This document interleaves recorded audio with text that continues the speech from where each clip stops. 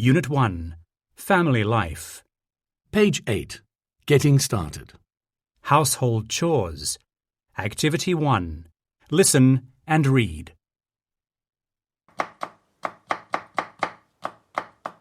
Hello, Min. Hi, Nam.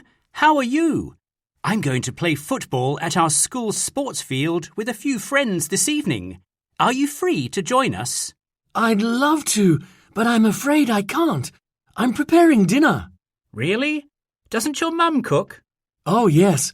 My mum usually does the cooking, but she's working late today. How about your sister, Lan? Does she help with the housework?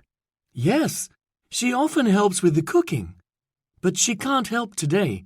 She's studying for her exams. I see. I never do the cooking. It's my mother's job. Really?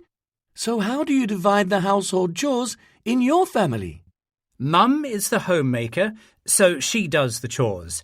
My dad is the breadwinner. He earns money. And we, the kids, study. Well, in my family, we divide the housework equally. Mum usually cooks and shops for groceries.